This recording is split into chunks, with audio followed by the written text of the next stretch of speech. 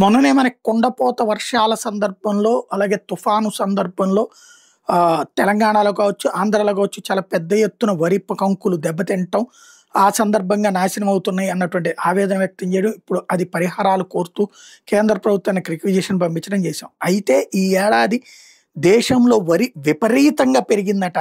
దాంతో భారతదేశంలో అవసరానికి మించి ఉంటుందట. దీంతో భారతదేశం నుంచి ఇతర దేశాలకు ఎగుమతి పెరుగుతోంది. ఇప్పుడు థాయిలాండ్, పాకిస్తాన్ లాంటి దేశాల్లో తక్కువ ఉన్నది అక్కడ బియ్యం. తప్పనిసరిగా వాడు విదేశాల నుంచి కొనుక్కోవాల్సింది.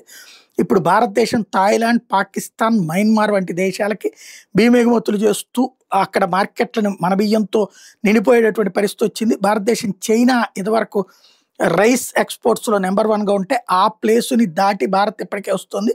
ఇప్పుడు బియ్యం అధికంగా ఉన్నటువంటిది ఏడాది ఉండటంతో ఉత్పత్తిదారులు బియ్యాన్ని కొనుగోలు చేయడానికి ఉత్తరాఫ్రికా, కువైట్, బెనిన్ వంటి కొత్త మార్కెట్ల కోసం ఇప్పుడు చూస్తున్నటువంటి పరిస్థితి. అతిపెద్ద బియ్యం దిగుమతిదారైన ఫిలిప్పీన్స్ దేశీయ ఉత్పత్తిని పెంచడానికి ఏప్రిల్ వరకు బియ్యం దిగుమతులను నిషేధించడం అన్నటువంటిది ఇందులో కీలకమైనటువంటి అంశం. అధిక సరఫరా కారణంగా రాబోయే రోజుల్లో ప్రపంచ బియ్యం ధరలు 10-15% తగ్గుతాయి అని అంచనా వేస్తున్నారు.